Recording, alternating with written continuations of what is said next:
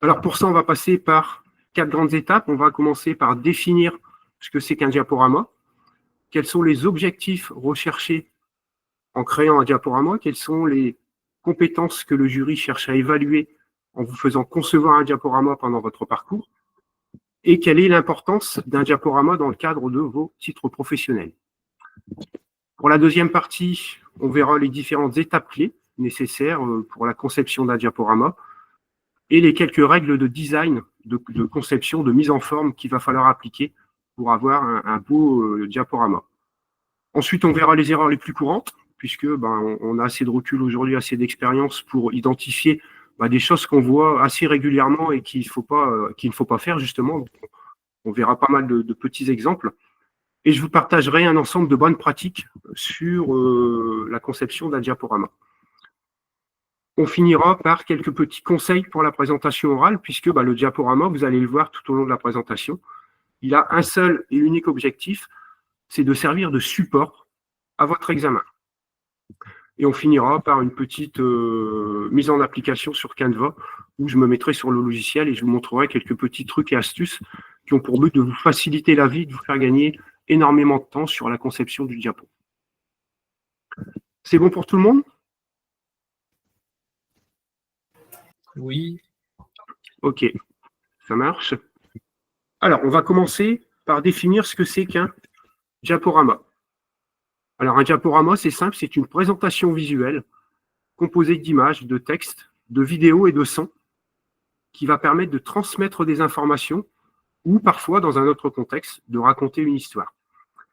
Nous, en ce qui nous concerne, le diaporama, il va servir à transmettre des informations que vous avez collectées, que vous allez collecter tout au long de votre alternance. Et donc, il faut vraiment voir le diaporama comme un support. C'est quelque chose qui va supporter quoi? Votre représentation orale. Alors, quels sont les objectifs recherchés quand on vous demande de concevoir un diaporama? Le premier objectif, ça va être de soutenir la communication visuelle. Vous allez transmettre des messages et ces messages vont se transmettre via différents canaux qui sont la vue, la parole, le son. Et le but de l'objectif du diaporama, c'est vraiment de soutenir la communication visuelle, donc d'attirer l'attention du jury sur des éléments qui sont pour le coup visuel. Autre objectif recherché avec un diaporama, c'est de structurer le discours. Les diaporamas vont vous servir de guide. C'est des choses qui vont vous permettre de vous rattacher, de vous construire une ligne directrice. Et tout au long de votre diapo, ça va permettre de structurer votre discours, de vous servir de guide. Troisième objectif recherché par un diaporama, c'est d'illustrer les points clés, sans surcharger l'écran de texte. On verra après qu'il y a des bonnes pratiques et il y a des mauvaises pratiques. Et il y a un équilibre à chercher. Et c'est ça qu'on va vous apporter aujourd'hui dans cette masterclass. C'est cet équilibre entre le texte, la vidéo, l'image et le son. Et surtout pas voir le diaporama comme un simple écrit, un simple document où on va retrouver des tonnes et des tonnes de texte. Et dernière chose, qu'est-ce qu'on cherche à évaluer? Quels sont les objectifs d'un diaporama? C'est d'évaluer des compétences, comme par exemple présenter à l'oral, synthétiser, développer, etc., etc. Donc on va chercher aussi à évaluer des compétences qui ne sont pas forcément liées à la conception du diaporama, mais qui sont liées à des postures ou des attitudes professionnelles, par exemple, présenter à l'oral. À l'examen, c'est quelque chose que le jury va regarder, c'est vos capacités de présenter quelque chose à l'oral. Et donc, on va parler aussi de posture et d'attitude professionnelle.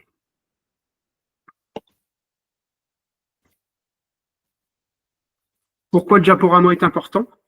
Alors, j'insiste toujours sur cette partie-là auprès de tous mes apprenants, qu'ils soient en présentiel, en distanciel, en e-learning.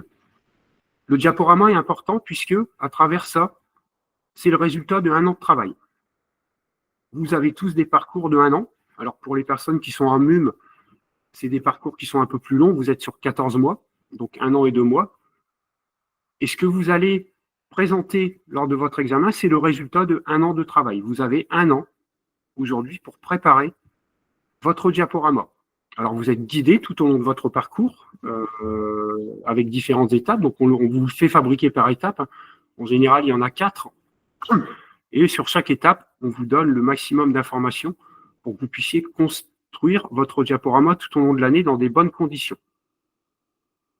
Alors, ça me permet d'alerter sur parfois des attitudes, des comportements qu'on peut voir, des alternants qui ne prennent pas la chose au sérieux et qui bottent un peu en touche parce qu'un diaporama, je vous l'accorde, et c'est pour ça qu'on est là, c'est pas forcément évident à faire et tout le monde n'est pas à l'aise avec la construction de diaporama, tout le monde n'est pas à l'aise avec les outils informatiques, tout le monde n'est pas à l'aise avec les graphismes, tout le monde n'est pas à l'aise à l'écrit, mais en tout cas, c'est notre engagement et c'est notre obligation de répondre au référentiel de certification et donc du coup de présenter un diaporama qui soit correct. Il faut prendre la chose au sérieux. C'est 1 an de travail. Donc c'est quelque chose qui en quelques secondes va renvoyer une image de vous, de sérieux ou de pas sérieux. Si vous arrivez à l'examen avec un diaporama où il n'y a que du texte, vous ne renvoyez pas une image de quelque chose de sérieux. S'il n'y a que des images, c'est pareil, c'est pas sérieux. Si on demande 30 pages et qu'il n'y en a que 10, c'est pas sérieux. Et du coup, mettez-vous à la place du jury qui est là pour vous évaluer. En quelques secondes, il peut se faire un avis sur vous. Et je dis tout le temps à mes apprenants, c'est 50% du chemin. C'est 50% de la façon dont vous allez être évalué. C'est 1 an de travail. Donc gardez ça à l'esprit, c'est important. Et à travers la qualité de votre diaporama, vous allez renvoyer un gage de sérieux. Donc un bon diaporama, notez, c'est déjà un premier point, c'est une bonne impression que vous allez renvoyer. Vous avez été sérieux, vous avez été impliqué pendant toute votre année d'apprentissage et on parle de 1 an. C'est long, 1 an. C'est long, ça peut paraître court, mais en même temps, c'est long. Donc, première chose à retenir, un bon diaporama, c'est une bonne impression au moment de l'examen, sans avoir à rien dire, puisqu'il suffit simplement d'avoir bien fait le job pendant toute l'année.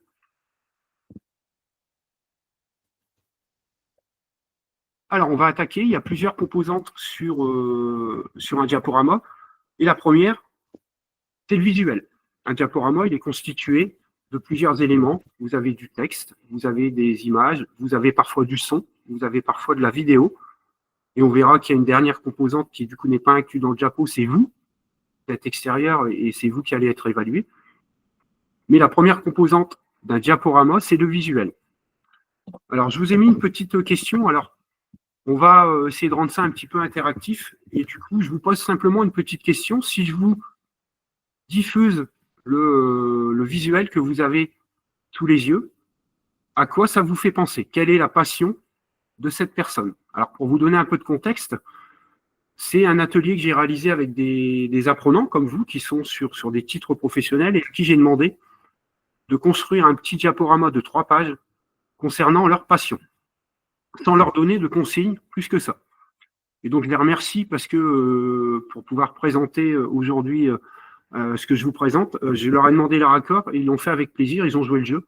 Donc, je les remercie, ils ne sont pas là aujourd'hui, mais en tout cas, c'est grâce à eux qu'on va pouvoir échanger sur ce diaporama. Et donc, la question, c'était quelle est la passion de cette personne sur le visuel? Alors, vous pouvez m'envoyer un petit chat sur le côté. En bas à droite, vous avez une petite vignette qui vous permet d'envoyer un chat. Donc là, par exemple, je fais ici. Donc, vous avez logiquement reçu tous un petit message. Voilà, donc j'ai Manu qui m'a répondu. Voilà, ok. Donc là, je laisse encore quelques personnes répondre. Ok, donc globalement, vous m'avez tous répondu la même chose. Vous voyez, on est tous en train de regarder le même visuel. Il n'y a qu'un visuel, il n'y a pas de texte. Vous voyez très bien qu'il n'y a pas de texte. Et on est tous d'accord pour dire que c'est la musique. Donc avec un élément visuel, un environnement graphique, on a réussi à envoyer un message qui est la musique. Alors là, on sait que c'est sa passion. Et on n'a pas mis de texte. Alors, on va faire un deuxième petit exemple. Voilà. Et donc pareil, la même question, quelle est la passion de cette personne.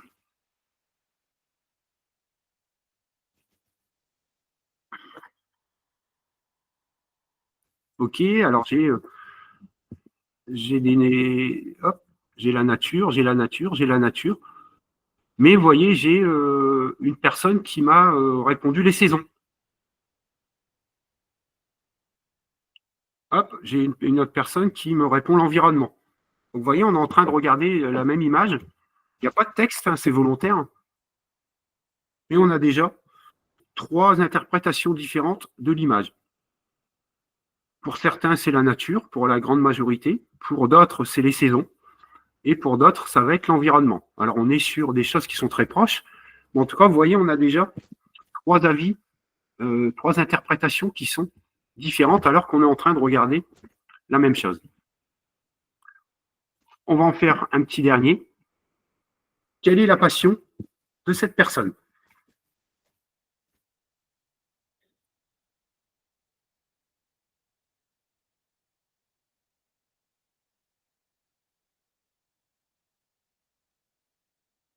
Ok, très bien. Très bien. Ok.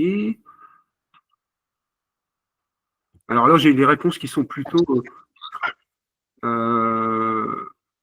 les mêmes. Le jeu vidéo. Alors, j'ai le jeu vidéo, les jeux. Vous voyez, j'ai une personne qui a répondu les effets spéciaux. Donc, encore une fois, on a des réponses qui peuvent être diverses et variées, alors qu'on est en train de regarder le même visuel. Mais globalement, avec ces 3 petits visuels, sans avoir de texte, on a pu se rendre compte que on a tous perçu plus ou moins le même message. Voilà, donc ça, c'est la première chose qu'il faut noter, c'est que le visuel permet d'envoyer un message sans avoir à mettre de texte. Et c'est ça qui est important déjà dans un diaporama, c'est que le visuel va avoir une grande importance. Alors, on va continuer notre petite démonstration. Et donc, le visuel, je viens de vous le dire, il envoie un message. On l'a vu, là, on a tous compris, et tout le monde était d'accord que la passion de cette personne, c'était la musique. Par contre, le message n'est pas complet. Et si je vous pose la question, quel type de musique aime cette personne, qu'est-ce que vous me répondez? Allez-y, vous pouvez vous éclater dans le chat.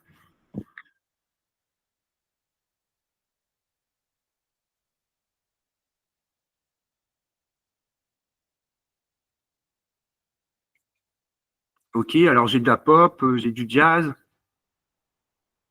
j'ai du rap, j'ai encore du jazz,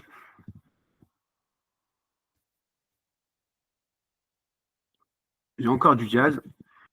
Voilà.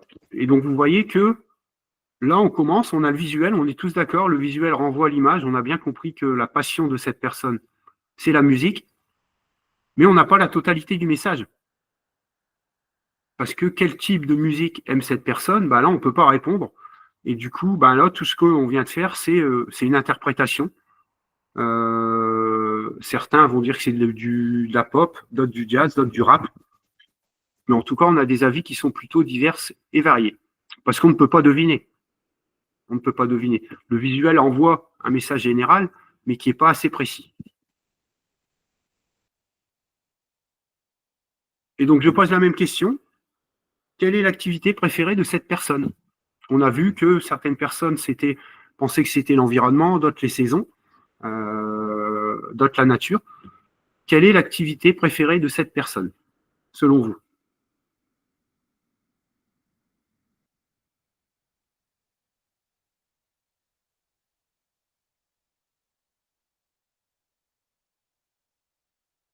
Ok, alors là, allez-y, hein, exprimez-vous.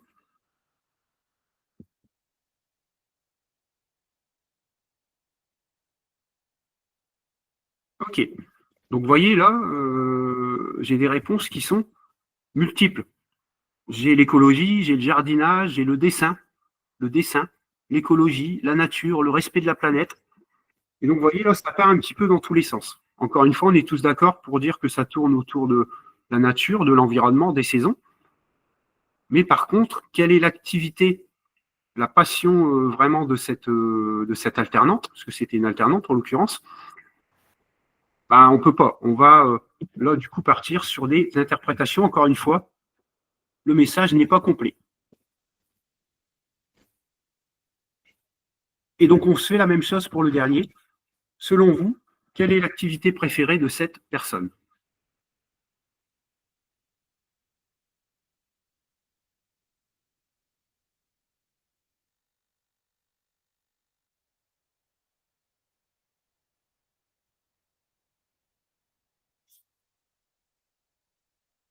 OK. Et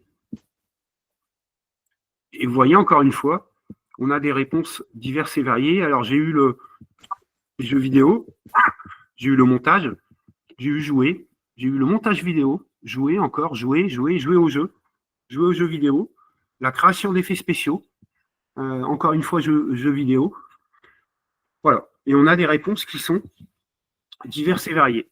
Pourquoi? Parce que le visuel ne suffit pas à lui tout seul d'envoyer la totalité du message. Donc, c'est la deuxième leçon qu'on va retenir, c'est que la première, c'était que le visuel est important parce qu'il envoie une partie du message. Le deuxième, c'est le visuel ne permet pas à lui tout seul d'envoyer la totalité du message.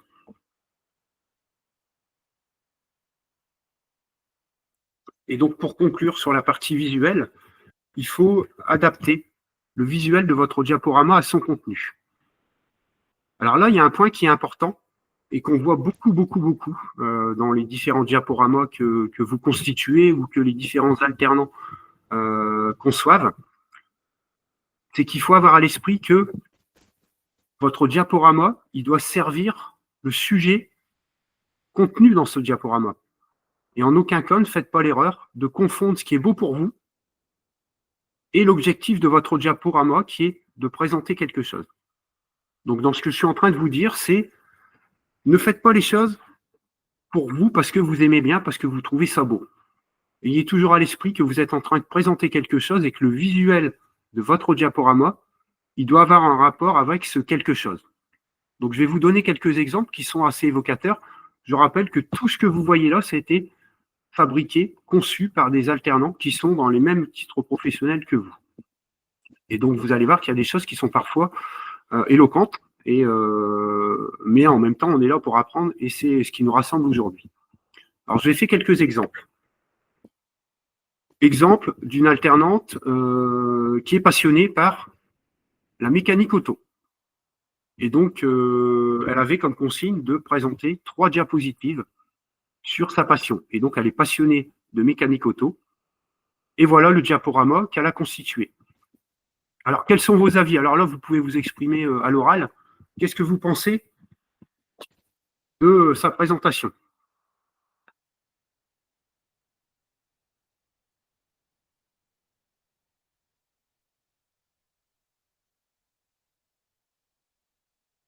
Personne? Alors, vous pouvez vous exprimer à l'oral, hein, là, pour le coup.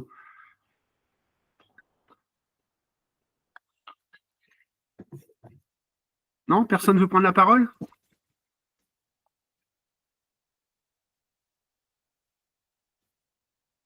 Ok, alors je vais regarder un petit peu ce que j'ai eu comme réponse dans le chat. Alors, j'ai vu, c'est pas dans le thème. Les lapins n'ont rien à faire là. Exact. Trop rose. Il y a juste le titre qui dit qu'elle aime bien la mécanique.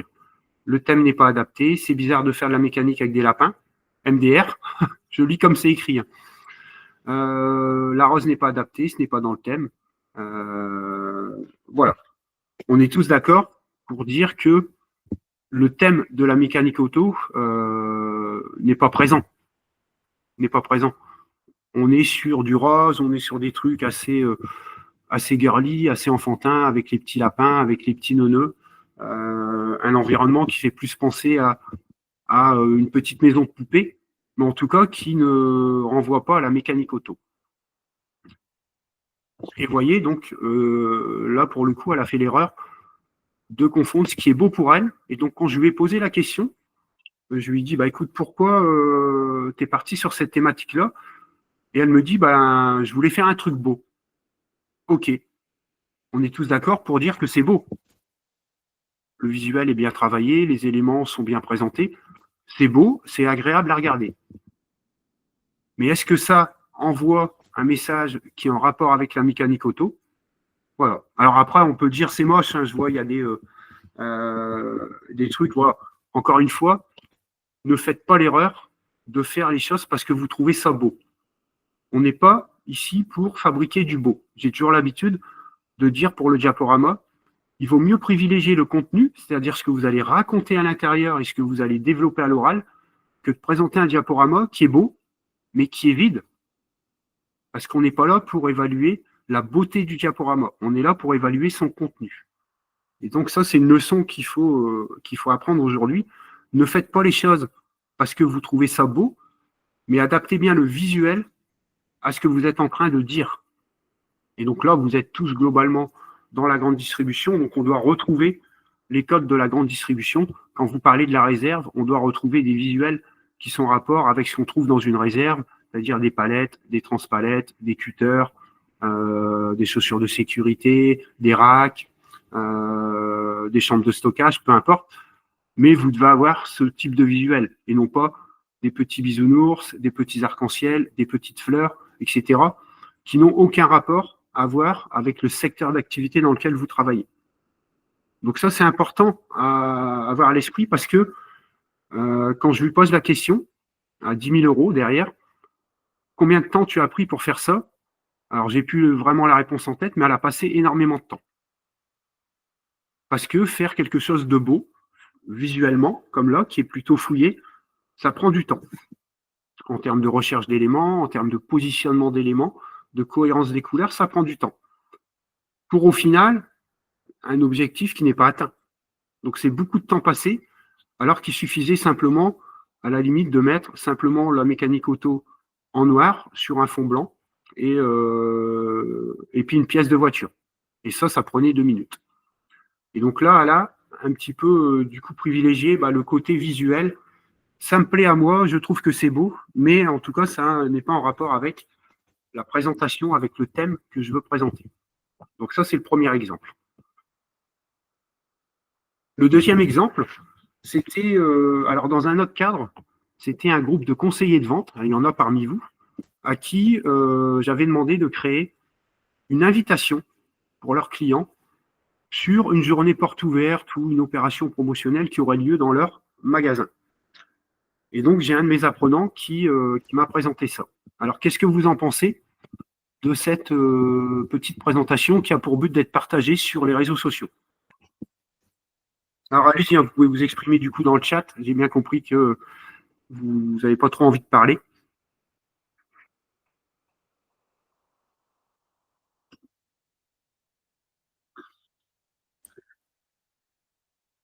Ok, est-ce que si on enlève le texte journée détente jeux vidéo, à quoi vous fait penser l'ensemble de la publication?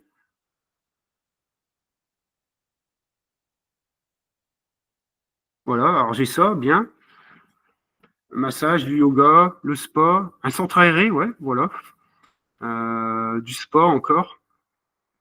Voilà. Mais en tout cas, ça ne fait pas penser. Alors, le jeune, pour le coup, travaille dans un magasin de jeux vidéo. Et pour inviter ses clients à une journée détente, donc l'idée, c'était de faire une journée où on puisse accueillir les gens et qu'ils puissent tester des jeux vidéo, se détendre. Il est parti sur ça. Et quand je lui pose la question, pourquoi avoir choisi ce thème-là, voilà, il me dit c'est la détente. Et effectivement, on est bien dans la détente. On a bien compris, hein, les petites bougies, le petit spa, le yoga, les couleurs un peu pastel. On est sur les codes de la détente. Sauf qu'il travaille dans un magasin de jeux vidéo. Et qu'un client qui reçoit ça, il s'attend plus à aller en magasin puis dire bon, on va me faire un petit massage, on va faire du yoga.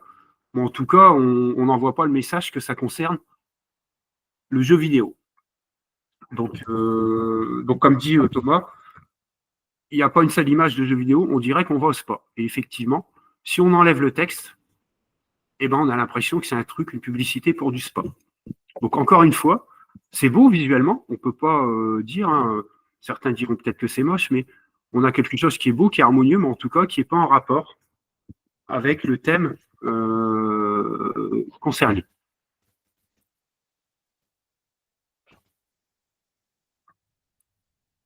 Deuxième chose qui est importante dans un diaporama, on l'a vu, alors on a parlé un petit peu de l'image, qui est importante, qui envoie un message, pas la totalité. Et la deuxième chose qui constitue un diaporama, c'est l'écrit. Alors l'écrit est important, mais on va nuancer un petit peu tout ça. Parce qu'un diaporama, il faut qu'il y ait de l'écrit, mais il ne faut pas qu'il y en ait de trop. Et donc pareil, je vous ai fait quelques petits slides où je vous pose des petites questions toutes simples. Selon vous, que va faire l'apprenant le jour de l'examen? Alors ça, c'est une page de son diaporama. Donc c'est un conseiller de vente qui est en train de préparer son diaporama, et c'est un diaporama qui est en cours de préparation. Mais sa première version, c'était ça. Selon vous, que va faire l'apprenant le jour de l'examen?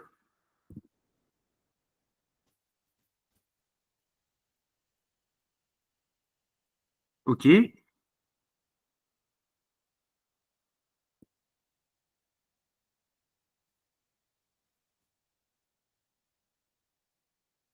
Effectivement. Donc vous êtes tous d'accord, et c'est bien parce que vous êtes déjà objectif sur ce que vous voyez. Alors j'ai eu, il va lire, il va présenter un diapo. Bah, effectivement, il va présenter un diapo, mais il ne va pas regarder le jury. Donc Igor nous dit il ne va pas regarder le jury, effectivement. Il va présenter son diaporama, oui. Et Emmanuel précise, le but n'est pas de lire ce qui sera écrit. Et effectivement, qu'est-ce que va faire l'apprenant?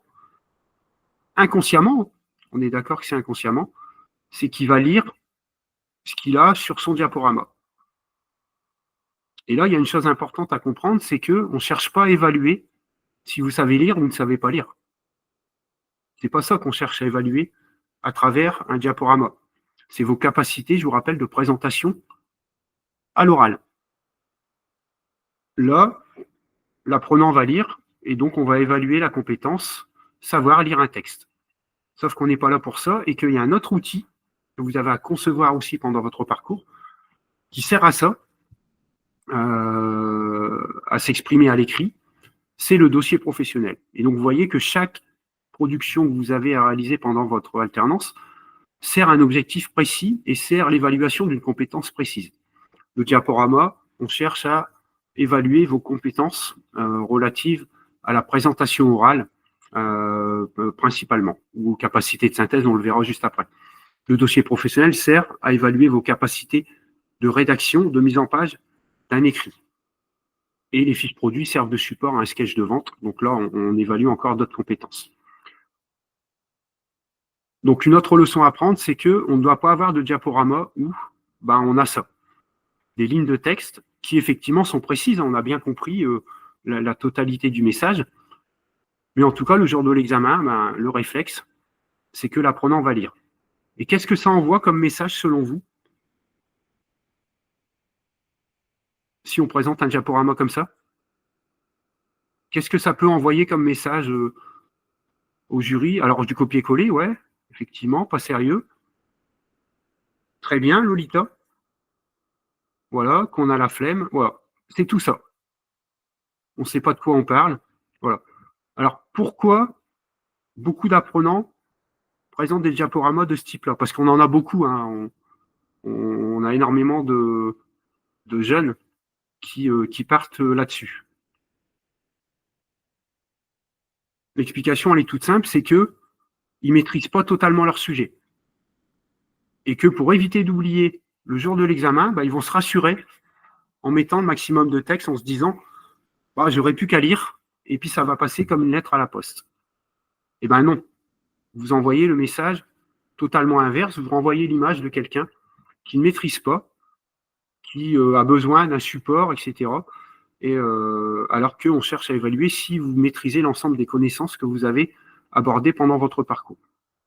Et donc là, vous envoyez simplement le message qui est je ne suis pas sûr de moi, j'ai peur d'oublier des choses, j'ai besoin d'être rassuré, je ne maîtrise pas complètement. Et du coup, pour me donner un garde-fou, je vais tout écrire. Et puis le jour de l'examen, je lis. Mais ce n'est pas ça, encore une fois, qu'on cherche à évaluer. Donc on loupe notre objectif. Donc ça, c'était pour cette première diapo. La deuxième, je vous pose la question, que va faire l'apprenant le jour de l'examen sur ce type de diaporama? Alors volontairement, je l'ai retravaillé un peu celle-là pour la réadapter pour la présentation. Que va faire l'apprenant le jour de l'examen?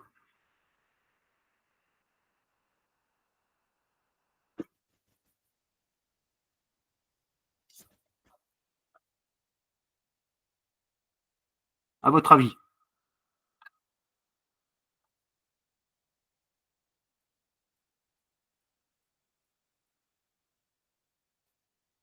Ouais. Alors là, c'est un petit peu, vous êtes un peu moins inspiré.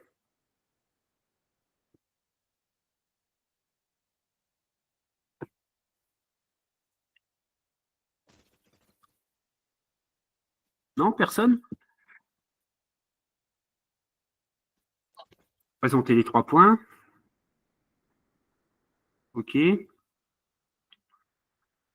va finir rapidement. Ouais, je suis d'accord avec toi, Manu. Le diapo est trop vide. Il ne va pas détailler. Igor, vu que c'est des mots-clés, OK. Alors, volontairement, je vous dis, j'ai un petit peu retravaillé. Alors, j'ai grossi un peu le trait. Hein, je valide ce que tu dis, Manu. Le diapo est trop vide. Oui, effectivement. Alors, c'est volontaire. Hein, je l'ai fait dans ce sens-là. Mais c'est pour mettre en avant que, effectivement, l'apprenant, il va lire les 3 petits points, mais pas que. Et c'est ça l'idée du diapo. Alors là, j'ai grossi un peu la chose. Mais l'idée du diaporama, c'est vraiment d'avoir ce type de choses. Alors, pas aussi vite, d'accord, on ne va pas mettre qu'une seule notion, là, j'en ai mis qu'une. Mais voilà. Et là, c'est un diaporama qui a été fait par un conseiller de vente sur sa veille de produit sur la famille des jambons libre-service. Et donc, il décrit que la famille libre-service, il y a 3 niveaux de qualité, le jambon supérieur, le jambon soie et le jambon standard.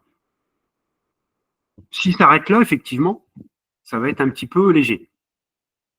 Par contre, le but du diaporama, c'est que point par point, l'apprenant, il va détailler.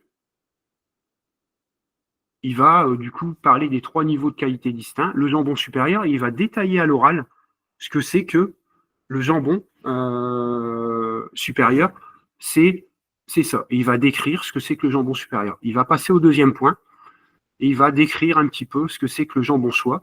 Il va faire la même chose pour le troisième point. Et c'est vraiment ça vers lequel il faut tendre dans un diaporama. Le diaporama ne sert que de support, de ligne directrice, on l'a vu, et il doit vous permettre à un moment d'entamer un discours. Et c'est ça qu'on cherche à évaluer à l'examen. C'est vos capacités de développement à l'oral. Donc là, on pourrait se dire, ouais, il n'y a pas assez de texte, alors qu'en fait, on est pile poil dans ce qu'on recherche pour un diaporama. C'est des idées clés, un visuel qui envoie un message. Donc là, on comprend très vite qu'il s'agit du jambon. Des textes, des intros, des idées clés, des mots-clés. Et sur chaque mot-clé, vous allez devoir développer à l'oral. Mais sans avoir de support écrit, puisqu'on l'a vu, le but, c'est pas de se présenter à l'examen avec un écrit complet sur le diaporama. Et c'est cet équilibre-là qu'il faut avoir. Et c'est ça qu'on cherche à évaluer à l'examen pour votre diaporama. Par contre, si vous arrivez juste avec ça et que je vous fais la présentation type qu'il ne faut pas faire, alors aujourd'hui, on va parler de la veille commerciale sur le jambon libre-service. On a 3 niveaux de qualité distincts, le jambon supérieur, le jambon soie et le jambon standard, et que vous arrêtez là, et bien encore une fois, vous loupez votre objectif. Pourquoi? Parce qu'on vient d'évaluer que vous savez lire. Mais on ne vient pas d'évaluer que vous êtes capable de développer à l'oral en autonomie, c'est-à-dire en maîtrisant les connaissances. On loupe notre objectif. Voilà l'importance de l'image et de l'écrit. Et du coup, on enchaîne sur la troisième partie. L'image plus l'écrit. Donc, on combine cette fois les deux. On a un petit peu d'image, on a un petit peu d'écrit. Que va faire l'apprenant le jour de l'examen, selon vous?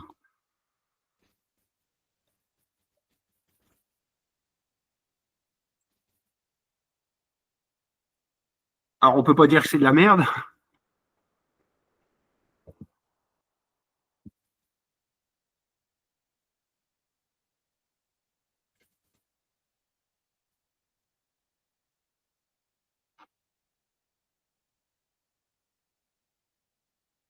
Non, que va faire l'apprenant le jour de l'examen?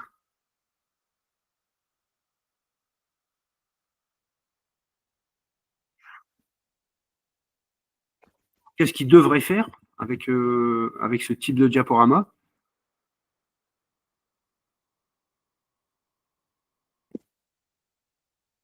Non, personne?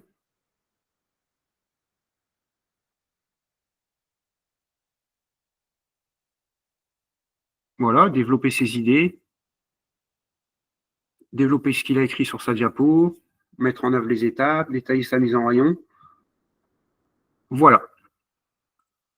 Donc ça, c'est un diaporama qui a été réalisé par une apprenante qui a eu son titre. Alors, c'est quelqu'un qui a déjà eu son titre professionnel employé commercial l'année dernière et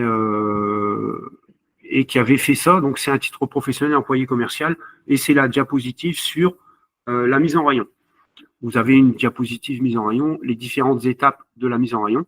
Et donc, elle a choisi de présenter ça sous forme de petites flèches. On comprend que c'est un enchaînement d'actions. Mais le jour de l'examen, elle ne s'est pas contentée de lire bêtement les étapes de la mise en rayon, définir les besoins en rayon, contrôler les températures en réserve. Ensuite, je vais prélever en réserve. Ensuite, j'achemine en rayon, je contrôle les DLC et ainsi de suite. Elle a développé point par point à l'oral, et du coup en montrant qu'elle maîtrise les connaissances et les différentes choses qu'il y a à faire sur les différents items, elle a développé à l'oral. Et c'est là où le diaporama prend tout son sens. On a un diaporama qui a du texte, on a un diaporama qui a des images. Alors, la mise en rayon, c'était sur les tomates. On a bien compris que c'était sur la gamme des tomates. On a bien compris que c'était des différentes étapes qui s'enchaînaient. Et les codes couleurs n'ont pas été choisis innocemment. Selon vous, c'est quelle enseigne de la grande distribution?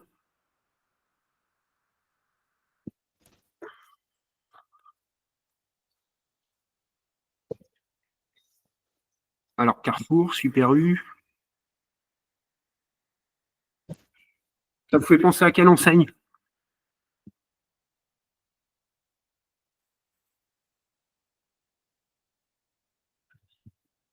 Carrefour, Cora. Alors oui, effectivement, on aurait pu croire que c'est Cora, mais effectivement, c'est Carrefour.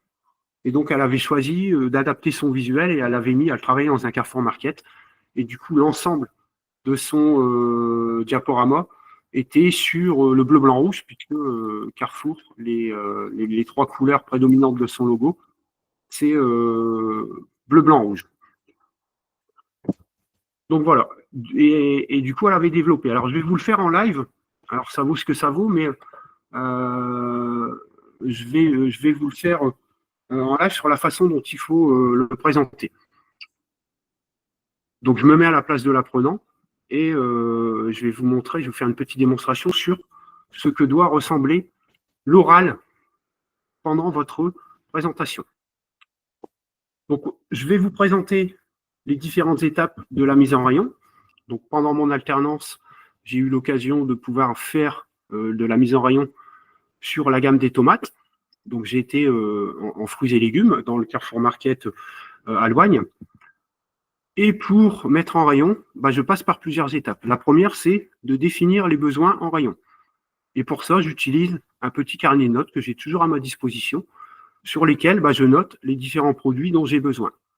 Donc, je fais le tour du rayon et je note au fur et à mesure les différents produits dont j'ai besoin pour la mise en rayon. Je profite de l'occasion pour faire un petit coup de rangement, un petit coup de propreté, d'enlever les produits qui sont plus propres à la vente et de passer ma casse. Et ensuite, je me rends en réserve. En réserve, je contrôle bien que la température de la réserve est correcte. Donc là, en fruits et légumes, on doit être sur une température de 8 degrés. Et si jamais la température n'est pas conforme, j'alerte mon manager, puisque le produit il peut avoir une rupture de chaîne du froid.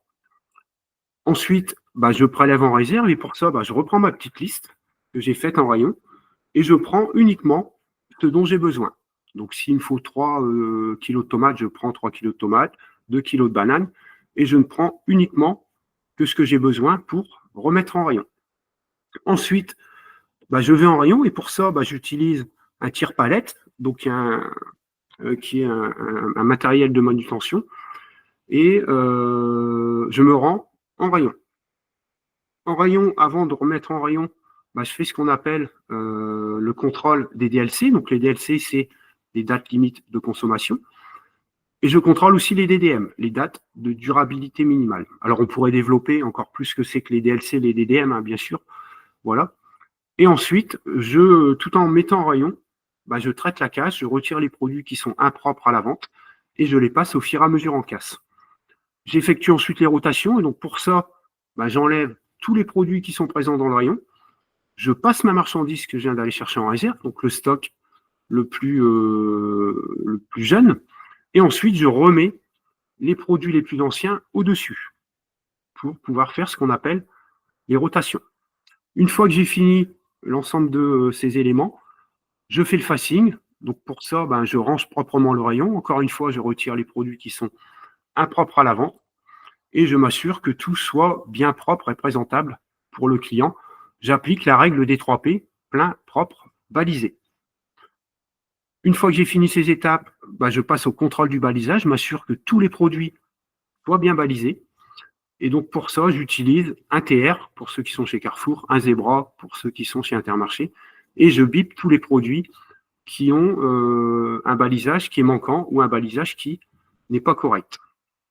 Une fois ces étapes terminées, je passe au tri et au traitement des déchets. Et donc pour ça, je vais en réserve, je me rends à l'endroit qui est prévu à cet effet, hein, qui se situe dans la cour, et je sépare les différents flux de déchets.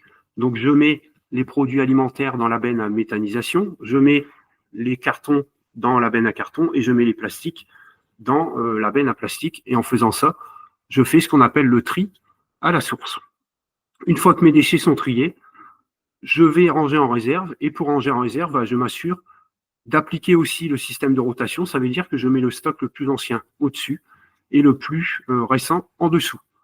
Pour éviter que s'il y a un collègue qui repasse la marchandise l'après-midi, il repasse la marchandise qui a une date plus courte et qui ne fasse pas les rotations. Voilà à quoi pourrait ressembler une présentation sur cette diapositive. Alors, je n'ai pas chronométré le temps, mais vous voyez, j'ai passé 2 à 3 minutes sur cette diapo pour présenter les étapes de la mise en rayon. Chose qu'il ne faut pas faire, c'est d'arriver et dire, je vais vous présenter les étapes de la mise en rayon et je lis tout simplement les différents items les uns après les autres, sans développer. Vous voyez, chaque fois, j'ai développé, définir besoin. Qu'est-ce que je fais pour définir les besoins, en quoi ça consiste, et j'essaye de placer des termes techniques.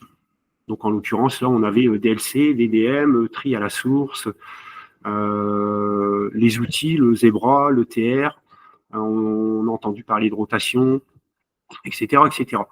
Donc, je m'assure de placer les termes, le vocabulaire professionnel. Et là, je renvoie l'image de quelqu'un qui sait de quoi il parle.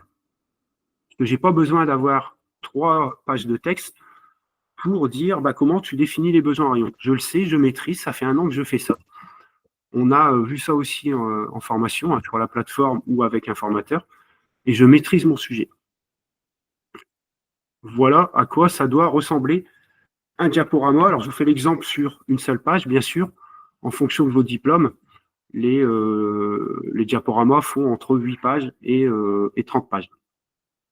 Donc, le temps de présentation moyen sur une diapo, c'est pour vous donner un ordre d'idée, il doit être de 1 minute environ. Donc, si vous avez un diaporama de 15 pages, votre présentation, elle va faire 15 minutes. Si votre diaporama, il fait 30 pages, votre présentation, elle va durer 30 minutes. Alors, on n'est pas à la seconde près, attention, mais en tout cas, il ne faut pas avoir 30 minutes. Par exemple, conseiller de vente, le diaporama fait 30 minutes. Il ne faut pas, au bout de 20 minutes, dire j'ai plus rien à dire. Voilà. Encore une fois, pourquoi? Parce que vous avez 1 an pour le préparer. Et donc, quelques petites astuces que je vais vous donner après. Pour résumer, donc le diaporama, c'est quoi? C'est des images qu'on va mettre, on l'a vu, qui envoient un message, mais pas la totalité. Et ces images, c'est un an de travail. Vous avez un an pour constituer votre diapo, avec tout ce qui va derrière, le gage du sérieux et de l'implication dans la formation. Deuxième composante du diaporama, c'est l'écrit. Et l'écrit, c'est pareil, c'est un an de travail, avec encore une fois, gage d'implication dans la formation et de sérieux dans la formation. Mais j'ai envie de dire, c'est notre dette, on est là pour ça. Ça va compter pour quasiment la moitié de votre présentation, parce que vous renvoyez l'image de quelqu'un de sérieux avec un bon diaporama, et les 50% restants, ça va se jouer le jour de l'examen, où effectivement, ça va être vous, ça va être votre voix, ça va être la présentation que vous allez faire, la posture que vous allez adapter. Alors, on va détailler un petit peu la posture. N'allez pas à l'examen avec les mains dans les poches. Quelques petits conseils sur la tenue. N'allez pas à l'examen avec des t-shirts, avec des têtes de mort, avec des feuilles de cannabis, avec des trucs qui ne sont pas professionnels. Donc, allez-y habillés normalement, mais allez-y avec une tenue qui soit professionnelle. N'y allez pas, je l'ai eu, alors ça va peut-être vous faire rigoler, mais des apprenants qui sont allés à l'examen en survêtement. Bon, ok, le survêtement, c'est cool, on est bien, on est à l'aise, mais c'est pas professionnel. On ne va pas à un examen en survêtement. Ça, c'est pareil, ça fait partie de l'évaluation le jour de l'examen. On appelle ça la posture, l'attitude professionnelle. On va chercher à évaluer le jour de l'examen, pareil, ça fait partie des 50% qu'on évalue le jour de l'examen, votre maîtrise du contenu. Donc ça, c'est ce que je viens de vous montrer en vous faisant la petite démonstration. Est-ce que vous maîtrisez votre contenu et que vous n'êtes pas en mode lecture? Et on va du coup chercher à évaluer vos capacités à développer votre contenu, comme je viens de le faire avec les différentes étapes de la mise en rayon. Et donc là, vous avez les trois composantes du diaporama, l'image et l'écrit. Ça envoie une gage de sérieux, une application d'information sur un an complet. Et le reste, c'est le jour de l'examen. Mais ça ne veut pas dire qu'on ne doit pas le préparer. Tout ça, ça se prépare. Et donc, avant de passer aux différentes règles de design, je vais revenir sur cette diapo-là pour vous donner quelques petites astuces pour préparer votre diapo, puisque je vous rappelle, ça se prépare, un oral, ça se prépare. Alors, ce que vous pouvez faire pour être à l'aise avec l'oral, c'est qu'une fois que votre diaporama il est constitué, donc vous allez constituer tout le long de l'année votre diaporama avec peu de texte, simplement des mots-clés, des grands titres, des visuels adaptés, et à la fin, une fois que votre diaporama est constitué, vous allez le reprendre page par page, et sur chaque page, vous allez vous écrire un petit script. Donc, c'est quoi un petit script? C'est un petit écrit qui va reprendre toutes les choses que vous devez dire à ce moment-là. Et donc, sur cette diapo-là, le petit script, ça serait le petit speech que je vous ai fait, mais je vais me le mettre à l'écrit. Et ce qui va me permettre, quand je vais répéter, parce qu'un diaporama, c'est pareil, ça se répète, de lire mon script dans un premier temps. Donc, je vais faire une première répétition en répétant et en lisant tout simplement mon script. Et après, je vais faire une deuxième répétition. Alors, vous pouvez le faire seul, vous pouvez le faire devant un miroir, vous pouvez le faire devant une caméra, vous pouvez le faire devant vos frères, vos sœurs, vos parents ou un collègue de travail. Mais je vais essayer de le présenter seul, de faire une simulation et du coup, sans avoir mon petit papier sous la main. Et je vais faire ça pour chaque diapo. Alors, ça peut paraître long, mais en tout cas, c'est super efficace. Donc, faites-le. Chaque diapo, faites-vous un petit script. Tiens, sur cette diapo-là, qu'est-ce que je vais raconter? Je vais raconter ça. Alors, je vous rassure tout de suite, le jour de l'examen, vous allez en oublier un tiers. Mais vous allez quand même en montrer deux tiers. Parce qu'il y a le stress de l'examen, voilà. Et du coup, on ne va pas faire pile poil ce qu'on a fait à la répétition. Mais en tout cas, si c'est bien préparé, c'est un gage de réussite. Donc, pensez à le faire une fois que vous avez fini votre diapo, qu'est-ce que je raconte sur cette diapo-là? J'ai qu'une image, j'ai qu'un texte. Par contre, il faut que je tienne environ 1 minute. Qu'est-ce que je vais raconter? Comment je vais développer? Et vous avez votre trame et qui vous sert donc pour votre préparation, vos révisions à l'examen. Est-ce qu'arrivé ici, vous avez des questions? Alors là, vous pouvez vous exprimer à l'oral. Est-ce que vous avez des questions, des doutes, des choses sur lesquelles vous n'êtes pas aussi, vous avez le droit aussi de ne pas être d'accord, ou des choses sur lesquelles vous voulez qu'on échange?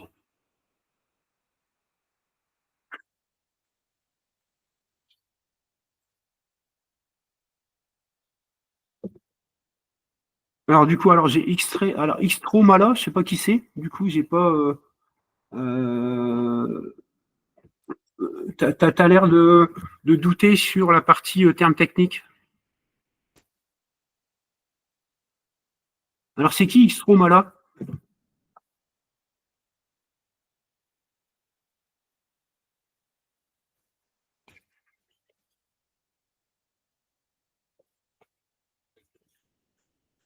Non? Il est pas là? Ou elle est pas là?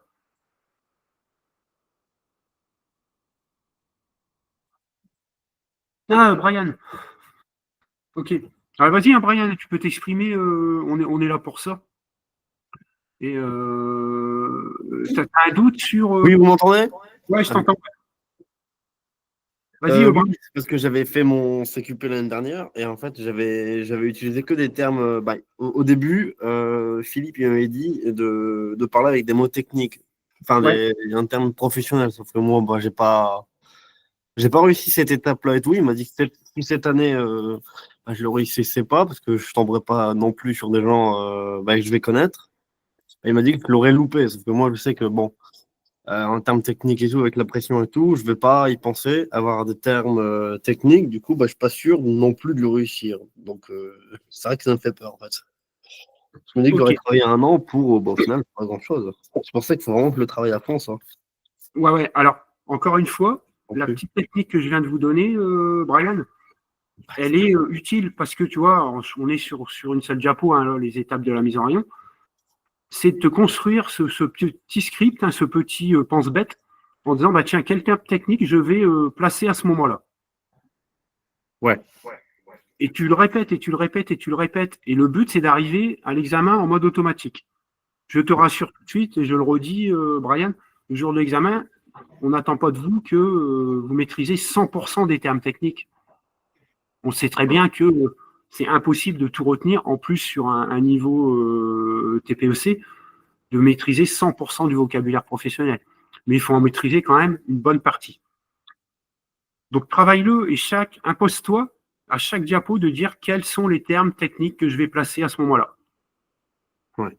Et pour ça, il y a une technique qui est très simple. C'est que tu prends, alors je vais prendre l'exemple encore une fois de la mise en rayon. Tu vas prendre du coup, alors vous avez l'avantage, c'est de travailler sur une plateforme sur laquelle vous pouvez retourner comme vous voulez sur les différents cours. Et donc là, ce que tu fais, Brian, tu dis, tiens, je suis sur les étapes de la mise en rayon, tu revas dans le cours et tu regardes les différents thèmes techniques que tu trouves, le vocabulaire professionnel que tu trouves. Et tu te le notes et tu essayes de le caser dans ton script. Okay. Et du coup, en faisant ça, première chose, tu vas revoir le cours, puisque tu vas aller voir chercher les termes techniques. En faisant ça, tu les mémorises. Deuxième chose, en faisant ton script, tu vas te remémorer encore une fois le terme. Ah oui, oui, c'est parce qu'on a le cours. Troisième fois, en faisant ta répétition, tu vas encore ancrer la connaissance dans ton cerveau. Et voilà. Et après, ça roule. Ça roule. Mais c'est du travail. Il ne faut pas oublier que les choses ne tombent pas tout seuls. Il ne faut pas croire qu'il suffit d'avoir un beau diaporama, parce qu'un beau, ça ne sert à rien. Il faut avoir un diaporama qui soit efficace en termes de contenu. Vous voyez, là, il n'y a pas de chichi. Hein. Il n'y a pas, on pourrait dire c'est laid. Et je serais entièrement d'accord avec la personne qui dirait c'est laid. Parce que c'est noir sur blanc. Mais en tout cas, le contenu, il est juste. On a bien toutes les étapes de la vente et c'est développé correctement à l'oral. Et c'est ça qu'on cherche à évaluer. Ah, oui. L'apprenante aurait pu mettre plein de feux d'artifice, des bisounours, des petites étoiles, des petits cœurs. pour avoir un truc beau. Mais en tout cas, c'est pas ça qui lui aurait fait avoir son titre professionnel. Donc voilà, petite astuce, Brian, mais je le redis, c'est du travail. Hein. C'est du travail. Ça marche. Merci de ton retour, Brian. Pas de rien. D'autres personnes qui auraient des choses à rajouter? Non, personne? Personne veut s'exprimer? C'est que c'est clair pour tout le monde? Ça marche. Alors, on continue dans le déroulement. Donc là, on vient de le voir. Hein. Hop. Quelques petites règles de design.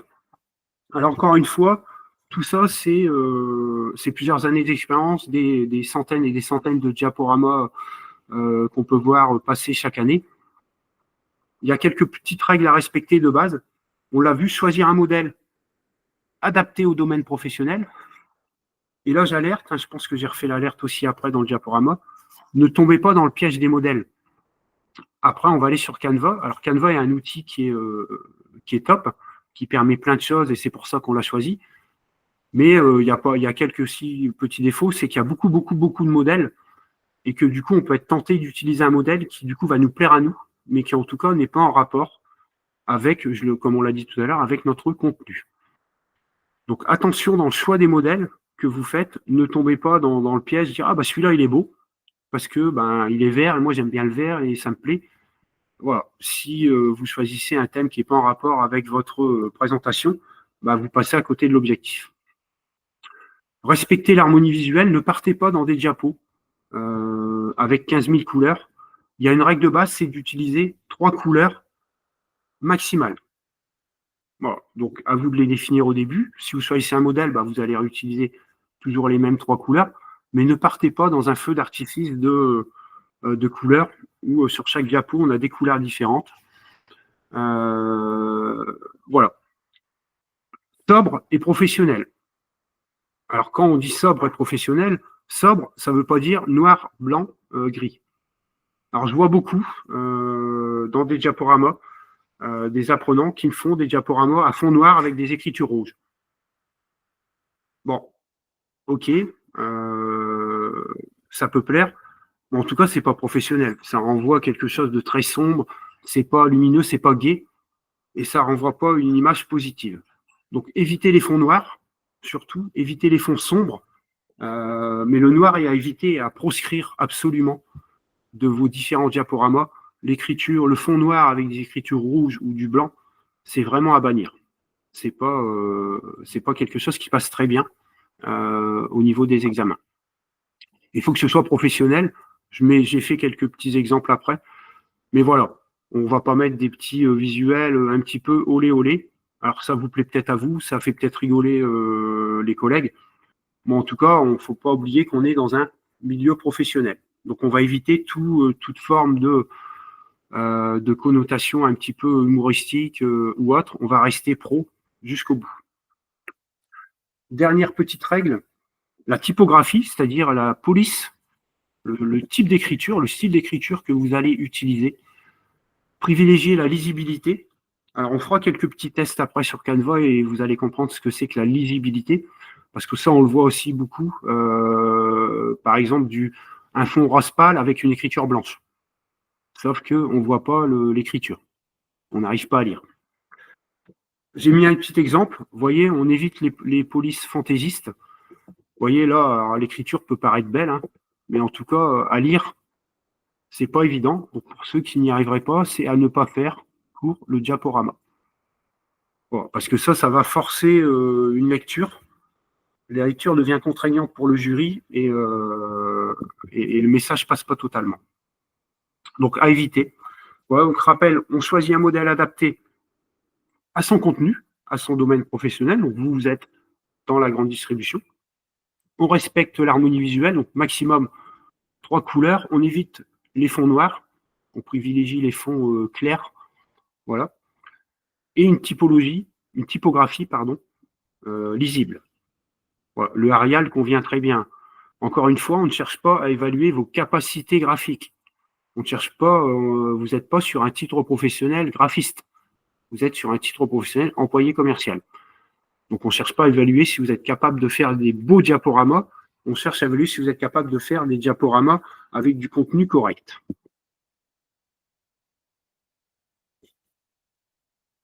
Alors, les erreurs courantes qu'on peut voir beaucoup.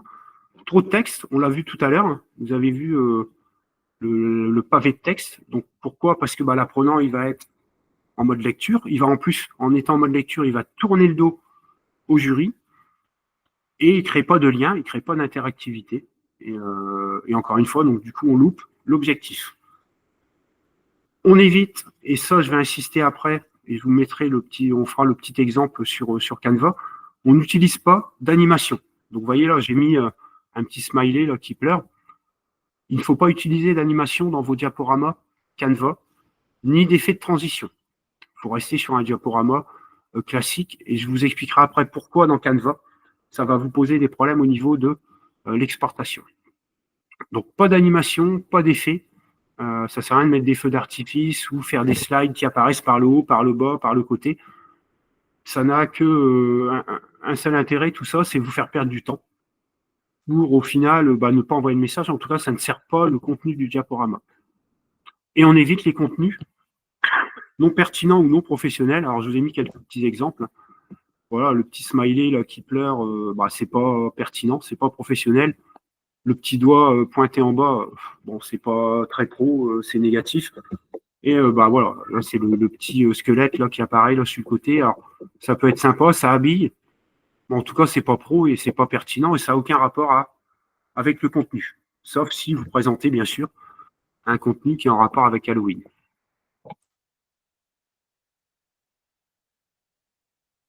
Alors, pour la présentation à l'oral, quelques conseils pour le jour de l'examen.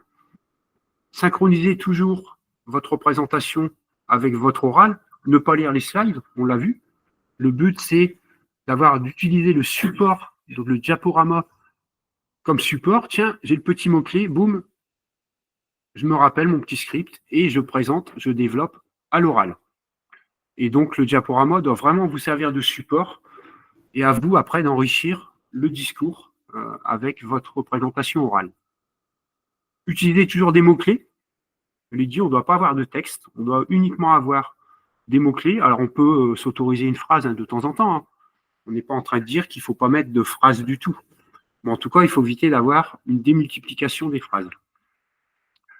Et de bien gérer le temps, dernière astuce, bien gérer le temps, privilégier des slides simples pour respecter le timing. Donc, éviter de trop surcharger un moment les diapos, parce que, on l'a dit, c'est 1 minute environ par diapo. Et donc, avoir des choses qui soient aérées, et encore une fois, scriptées, donc ça veut dire préparées à l'avance, pour que vous soyez sur un timing qui soit précis. Et plus c'est préparé, plus c'est répété, plus on tend vers 30 diapos, 30 minutes, 15 diapos, 15 minutes. Voilà. Parce qu'au courant de votre répétition, vous allez peut-être vous rendre compte que sur la diapo 15, vous passez trop de temps et du coup, vous allez revoir votre script. Vous allez peut-être adapter votre diapo pour tendre vers les 1 minute.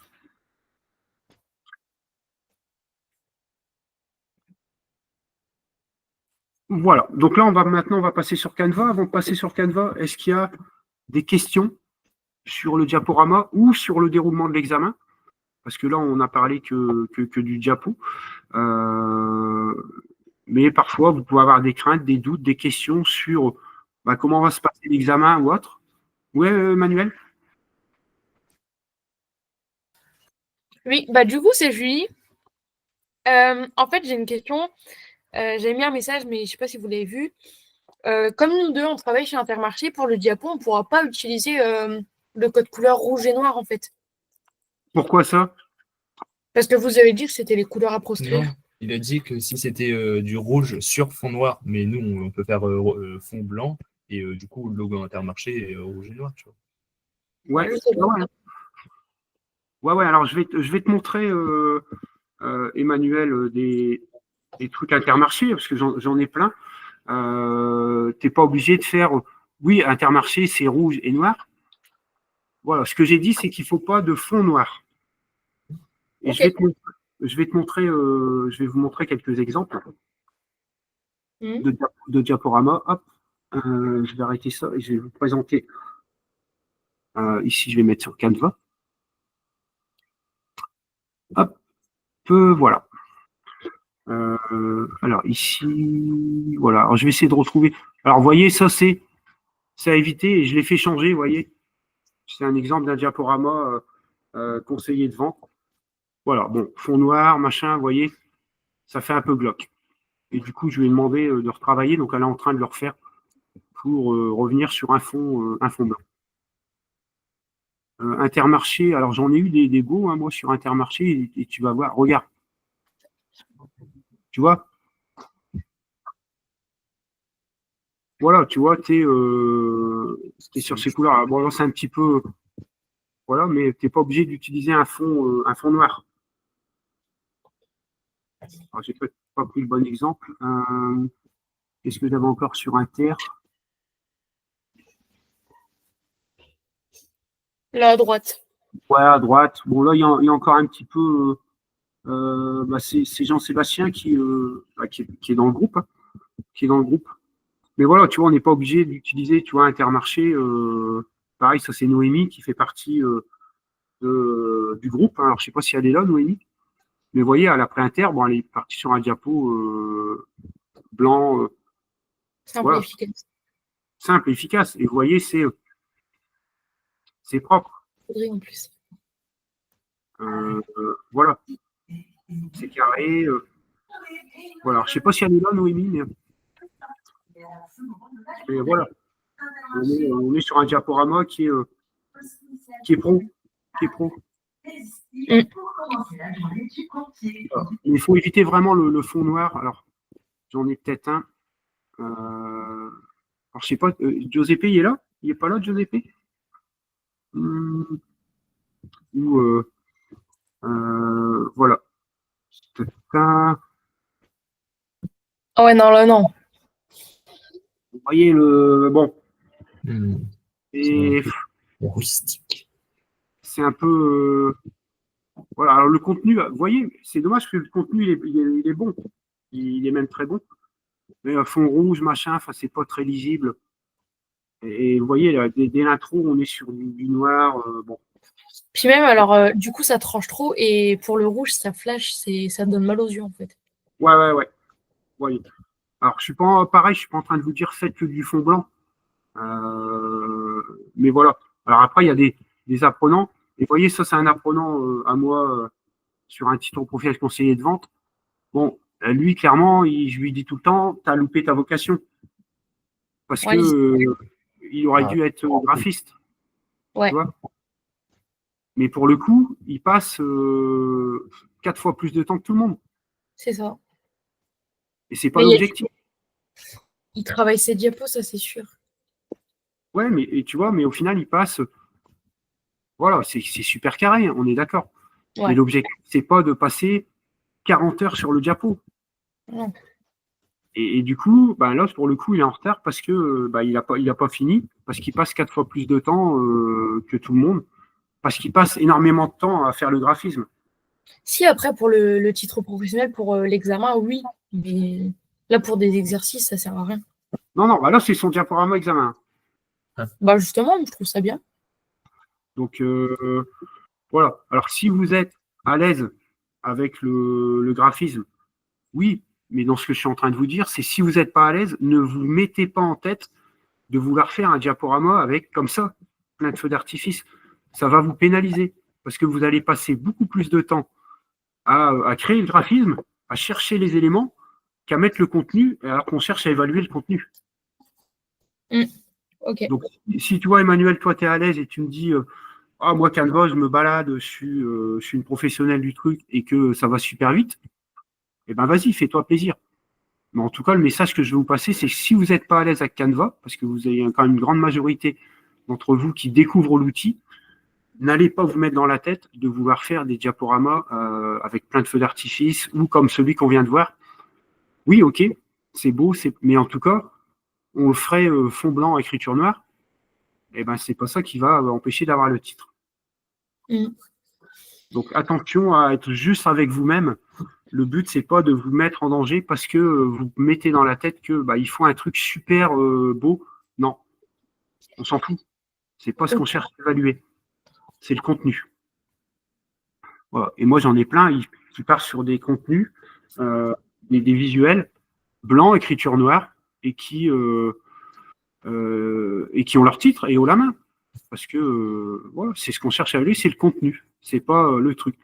Je peux vous faire la même remarque sur les fiches produits. Hein.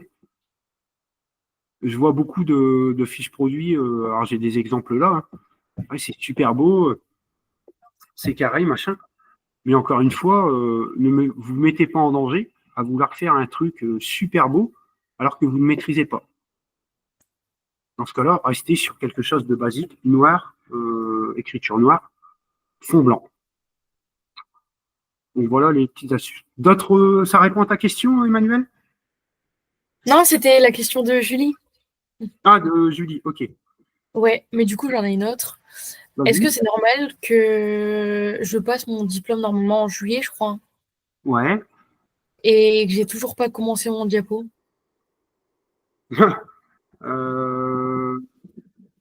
Alors du coup, toi c'est Emmanuel? Non, c'est Julie. Ah, Julie. Bah, mets la cam. Non, non, non. Ok, écoute, bonne question. Ton diapo aussi, tu aurais dû déjà le commencer, hein, Julie. T'es rentrée quand, toi? Ben, début juillet. Ah ouais, non. Oh, je pensais que tu étais plus ancienne que ça. Non. Julie, alors laquelle? Parce que j'en ai deux. De Intermarché avec Emmanuel. Julie Wattier, alors. Oui. Ok. Diapo. Non, si, t'es déjà. Diaporama, tu as créé le lien. Bah oui, mais du coup, je sais pas ce qu'il faut que je mette dans le diapo. Je sais pas quoi. Ouais. Enfin, je sais pas. Non, mais ça arrive après, Julie, ça arrive dans tes mois d'après, t'inquiète pas. Ok. Donc oui, c'est normal, ça va arriver après. D'accord. Bon, bah merci. Donc pas de panique, Julie. C'était sur le cursus normal. Voilà, en fonction des diplômes, la création des diapos commence plus ou moins tôt. Alors on a tendance à commencer un petit peu plus tôt sur les employés commerciaux parce que c'est le diplôme d'entrée et en général, c'est là où il y a les personnes qui sont les plus jeunes, qui maîtrisent un peu moins l'informatique et du coup on leur laisse un peu plus de temps.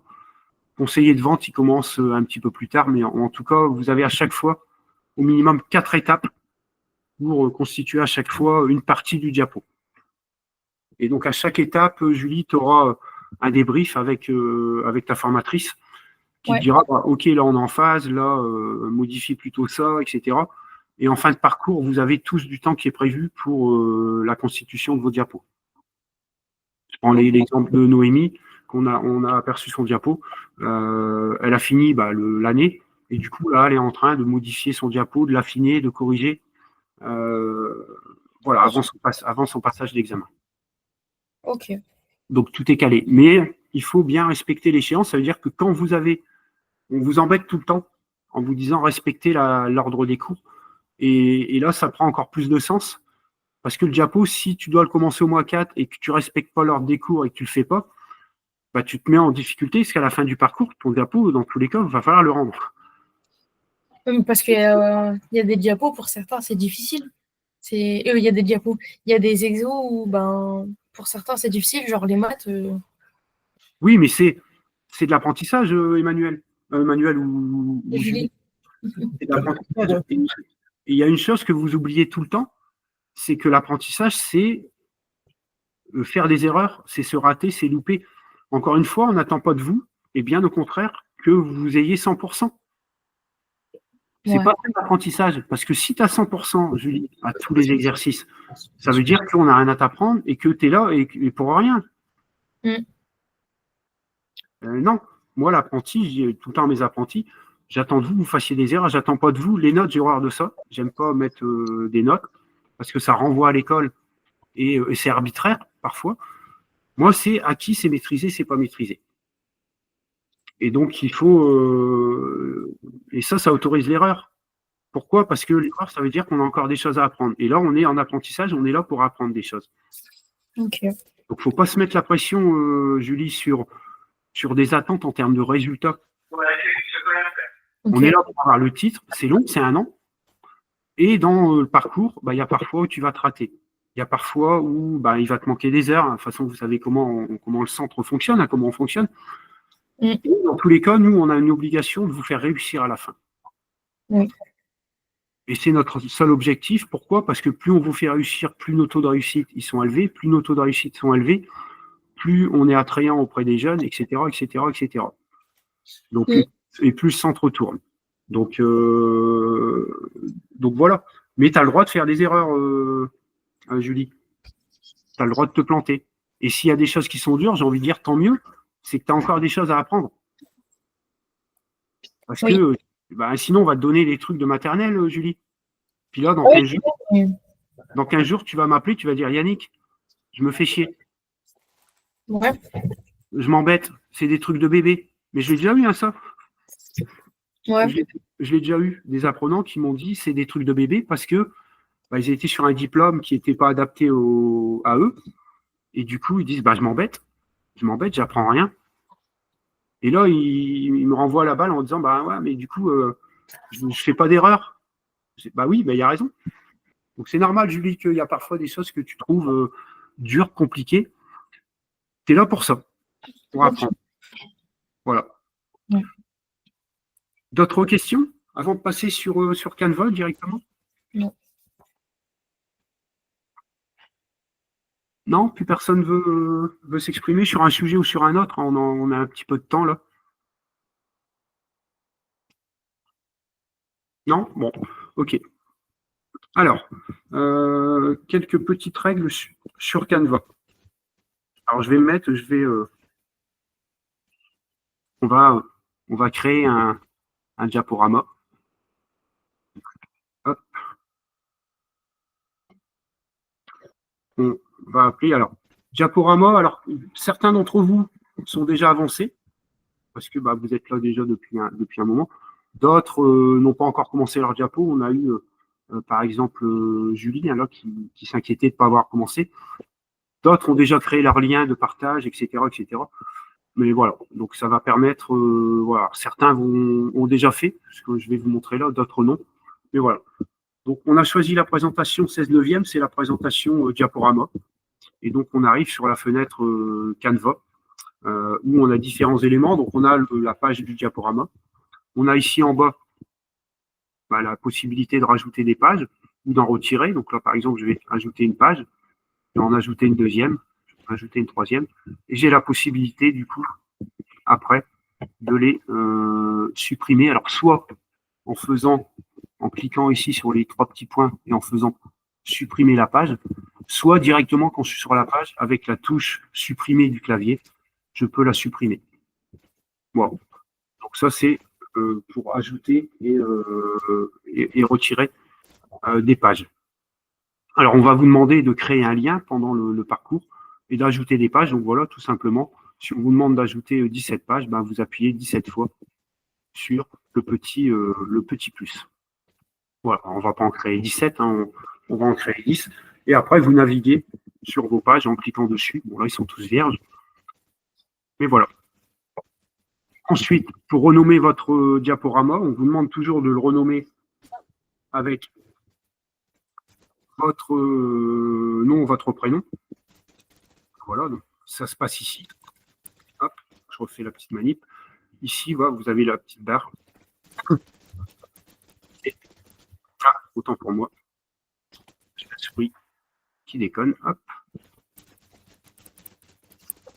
Et de mettre le nom de votre petit plat. Alors, pourquoi c'est important? Parce que vous l'avez vu, dans mon Canva, moi, aujourd'hui, j'ai, je ne sais plus combien, 400 ou 500 diapos. Et du coup, quand je suis avec quelqu'un en ligne, il faut que je puisse retrouver rapidement son diaporama. Et du coup, pour ça, je vais taper son nom ou son prénom ou son diplôme. Mais ça me permet, moi, de me repérer beaucoup plus facilement. Et ça permet aussi, quand vous passez votre examen, de s'assurer qu'on ait bien le bon diaporama. Alors, vous allez me dire, il y a le nom du jeune sur la page de garde. Mais voilà, ça évite les erreurs. On a extrait le mauvais diaporama. Voilà. Alors ensuite, une chose importante, puisque vous êtes sur un apprentissage en ligne, à distance, donc on utilise des outils collaboratifs et qu'on peut partager en ligne, c'est l'option de partage. Et là, on voit beaucoup d'alternants qui l'oublient. Alors, ayez toujours le réflexe, quand vous travaillez sur Canva, dès que vous faites un document, d'aller dans l'option de partage ici. Donc, vous allez sur partager. Vous cliquez sur le petit lien de collaboration et vous choisissez l'option quiconque ayant le lien. Toute personne peut accéder au design en utilisant ce lien. Aucune connexion requise. Et vous le configurez. Voilà. Et après, vous pouvez passer à la conception de votre diapo. Et le jour où on vous demande de copier-coller le lien, ce qu'on vous demande à chaque fois, vous faites simplement copier le lien et vous allez sur la plateforme et vous faites coller. Donc coller, c'est CTRL-V pour ceux qui connaissent les raccourcis clavier. Vous allez sur l'endroit où vous voulez coller quelque chose, vous cliquez et vous faites CTRL et V en même temps. Et donc le lien va se coller. Ou alors vous faites clic droit et vous faites coller. Tout simplement. Donc vous voyez là, j'ai fait copier-coller. Il me met du coup le lien de votre diaporama avec une petite image de présentation. Voilà, je vais le supprimer. Voilà. Alors, j'ai alerté tout à l'heure sur les modèles. Hop. Alors, attendez. J'ai une question.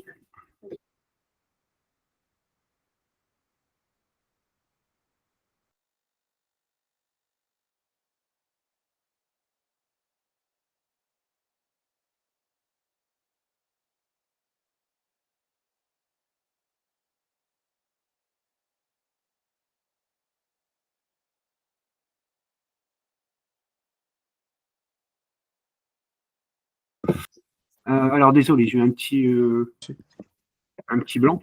Alors, je vous parlais tout à l'heure des modèles. Et donc, vous avez possibilité dans Canva, pour un diaporama, de choisir différents modèles. Donc, pour ça, vous allez aller sur Design et vous pouvez choisir différents modèles. Alors là, pour le diaporama, vous voyez, j'ai plein de possibilités. Encore une fois, attention à bien choisir, à ne pas tomber dans le piège de dire « Ah, celui-là, il me plaît super bien. Allez, je vais mettre ça. Je vais l'appliquer. » Voilà. Et c'est beau, il n'y a pas de souci. Bon, en tout cas, est-ce que ça renvoie les codes de la grande distribution? Non. Voilà. Mais on est tous d'accord, on peut, en fonction des goûts, dire « Ah ouais, c'est beau, machin. » Donc attention dans le choix des modèles, c'est la petite alerte que je vous donnais tout à l'heure. Ne choisissez pas un modèle parce qu'il vous plaît à vous. Choisissez un modèle parce qu'il est en rapport avec votre contenu. Voilà. Et donc après, vous choisissez en fonction du modèle. Alors, je ne sais pas lequel on va prendre pour celui-là. Voilà. Attention aussi dans les modèles, un des défauts qu'il peut y avoir, c'est que du coup, on est indirectement conditionné ou guidé pour utiliser ce qu'il y a là. Ça veut dire quoi? Ça veut dire que j'arrive sur la diapo 3, ça c'est sympa. Et du coup, inconsciemment, on s'oblige à utiliser ça. Parce que c'est sur cette page-là. Non, ne faites pas cette erreur-là. Si cette présentation-là en 5 colonnes n'est pas adaptée au contenu que vous devez mettre, n'allez pas essayer d'adapter le contenu à ça. Vous changez. Alors, vous pouvez tout effacer, vous pouvez sélectionner, vous pouvez effacer. Et puis choisir une autre présentation ou repartir sur autre chose. Le problème des modèles, c'est que ça vous oblige du coup à composer parce qu'il faut rester sur les mêmes thématiques. Donc, pour ceux qui ne maîtrisent pas trop bien, parfois ils vont être en difficulté parce qu'ils vont dire ouais, mais du coup je ne sais pas trop bien faire, mais je voudrais quand même faire quelque chose de bien. Alors, il faut retrouver la couleur, il faut retrouver les mêmes icônes, etc. Et pareil, vous allez vous mettre en difficulté. Et dans ce cas-là, si vous n'êtes pas à l'aise avec Canva, je vous le redis, partez d'un modèle vierge et restez sur fond blanc, sur quelque chose qui est efficace. Donc ça, c'est l'alerte du modèle, c'est qu'à un moment, ça peut vous inciter inconsciemment à utiliser les éléments qui sont présents. Et si vous ne maîtrisez pas trop, à un moment, vous allez être en panique parce que vous n'allez pas savoir comment constituer votre diapo. Alors, moi, je vous préconise de partir sur un modèle vierge et à partir de là, bah, vous allez constituer vos éléments, votre diaporama, pardon, avec uniquement la partie éléments qui vous permet de pouvoir insérer du texte, de l'image, des infographies, peu importe. Et dans ce cas-là, vous tapez ce que vous voulez. Donc, par exemple, je suis en fruits et légumes et j'ai ma mise en rayon et je dois faire, j'ai fait sur les oranges, je vais chercher une orange et j'ai le choix, soit je peux inclure des illustrations, soit des photos. Évitez la vidéo, je vous l'ai dit, et je vais vous expliquer après pourquoi. On va faire le petit test. Et voilà. Et donc, en fonction de ça, je peux développer les différentes choses et je pourrais dire, j'incorpore des oranges, j'en sais rien, je vais prendre ça. Voilà, parce que ma mise en rayon, c'est sur les oranges. Et puis voilà, je vais mettre une petite orange ici en bas pour rappeler le truc. Voilà. Et après, je mets mon petit texte. Alors, pour le texte, c'est très simple. Soit vous, alors c'est pas soit, c'est vous cliquez ici et vous pouvez soit ajouter un titre. Donc, le titre, ça va apparaître en gros. Soit vous ajoutez un sous-titre et ça apparaît un peu plus petit. Soit vous pouvez ajouter simplement du texte et du coup, c'est encore plus petit. Dans tous les cas, vous pouvez changer la taille des polices comme vous voulez. Vous pouvez mettre en gras, vous pouvez mettre en italique, vous pouvez mettre en souligné. Et vous pouvez aussi changer la couleur ici. Donc, soit en choisissant des couleurs Canva propose, des couleurs qui sont en rapport avec vos images, soit du coup en choisissant votre couleur directement ici. Alors moi, je vais rester ici sur un fond noir, mais je pourrais le mettre très bien ici en rouge. Voilà, je peux changer ça comme je veux. Ça, c'est pour le texte. Alors, pourquoi ne pas incorporer de vidéo ou d'animation? Alors, on va faire le petit test. Hop. Pour que vous compreniez pourquoi. Je vais choisir, on va rester sur le prix des oranges. Je vais choisir d'incorporer des oranges. Et je vais prendre pour ça une vidéo. Et je mets une vidéo. Alors, moi, hop, je mets ma petite vidéo. Je le mets. Voilà. Et du coup, mon diaporama, quand j'arrive sur la page ici, j'ai la petite vidéo qui se met en marche. Voilà. Alors, c'est beau, mais du coup, qu'est-ce qui va se passer? C'est qu'à un moment, en fin de parcours, vous allez devoir extraire votre diaporama, puisque pour l'examen, on doit mettre votre diaporama sur une clé USB pour la donner au jury. Et qu'est-ce qui va se passer quand vous allez vouloir extraire? Vous allez faire partager, télécharger, et alors vous pouvez l'extraire en PDF, en PowerPoint, et du coup, nous, on le veut en PowerPoint. Et quand je vais faire télécharger, alors là, il me télécharge, alors, logiquement, il bloque, mais il va vous indiquer que ce n'est pas un diaporama, c'est une vidéo. Et on va le faire, par exemple, en introduisant ici une transition, par exemple fondue. Voilà. On va mettre sur la deuxième diapo une petite animation. Alors, est-ce qu'on a du GIF ou pas? Non, on va prendre une orange et on va mettre, on va faire animer l'orange et on va mettre une apparition un petit peu comme ça. Voilà, un petit peu. Voilà, donc j'ai inclus des animations dans mon diapo et du coup quand je vais faire partager, télécharger.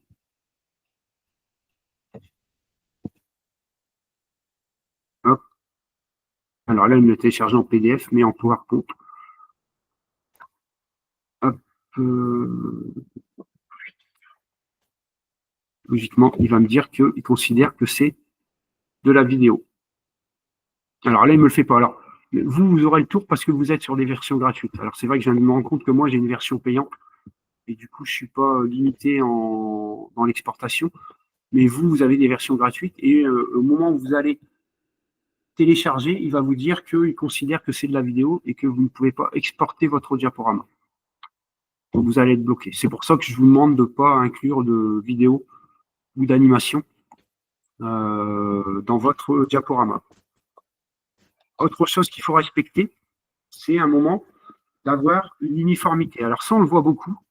C'est par exemple, ici, je vais prendre un texte. Hop, on voit ici, je vais mettre introduction. Je vais avoir ça. Et puis sur la deuxième diapo, d'un seul coup, je vais avoir le square. Et on va changer d'écriture. Voilà. Et puis d'un seul coup, on va être sur un autre truc. Et sur la troisième diapo, on a encore une autre partie, un autre type de typographie. Voilà. Gardez toujours la même typographie. Pour éviter, voilà, vous voyez ici, on a du OpenSense. Ici, on a du Glicker. Ici, on a du Gagalin. Voilà, c'est les noms des styles d'écriture. Voilà. Gardez toujours le même, choisissez-en une. Alors moi, celle de base de Canva OpenSense suffit très bien. Les polices qui sont professionnelles et qu'on retrouve partout, Arial, qui est pareil, qui fonctionne partout. Voilà. N'allez pas, je l'ai dit tout à l'heure, sur des choses un petit peu farfelues, des écritures script ou autres, ou graphiques, voilà, qui vont empêcher une bonne lecture du message. Donc ça, c'est une autre bonne pratique. Donc assurez-vous de toujours utiliser la même police. Et si vous ne voulez pas vous tromper, parce que parfois on crée, on met là, et puis on oublie. Voilà. Vous prenez le cadre, et moi je recopie les cadres en fait. Donc là, je suis en Arial.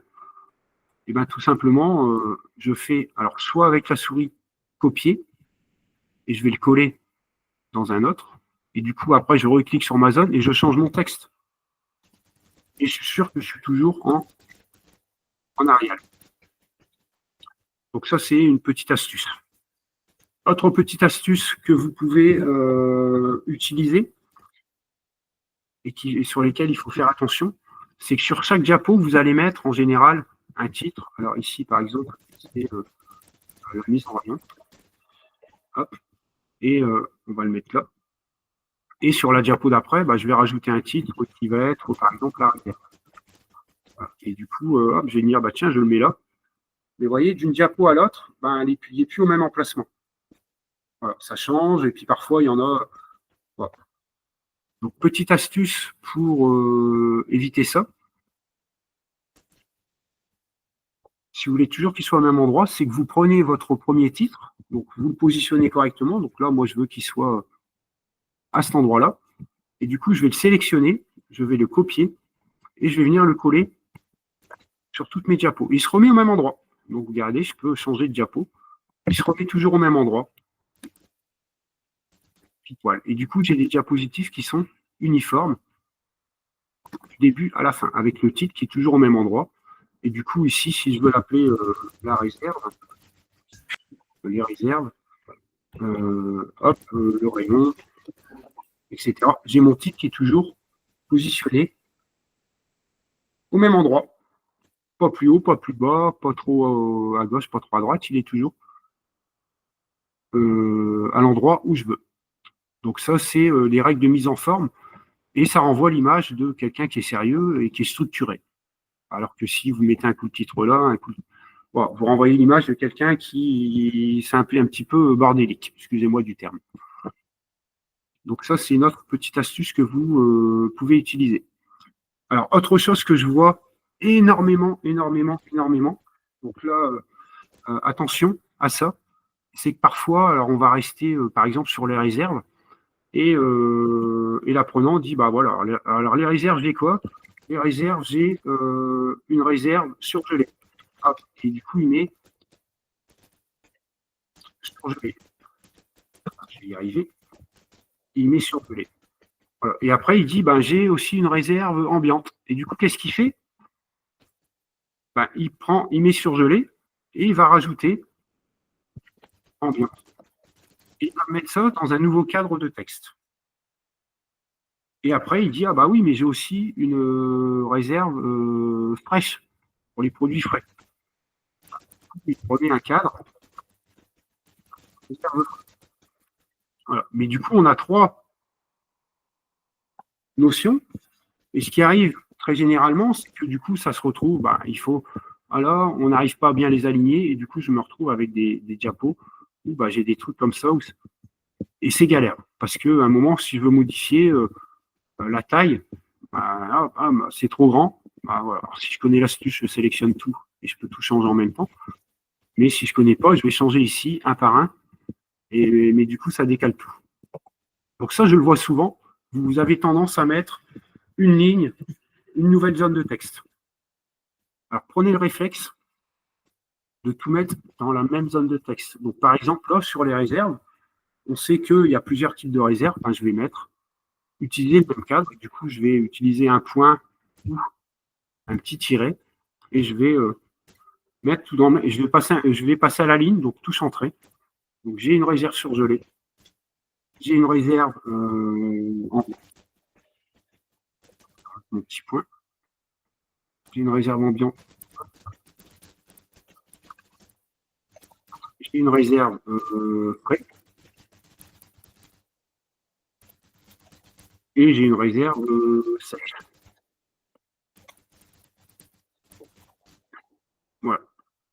J'ai tout dans le même cadre. Et du coup, je peux modifier tout ce qu'il y a dans ce cadre de façon très, très facile. Il faut juste que j'arrive à mettre mon petit point. Ici, voilà. Hop.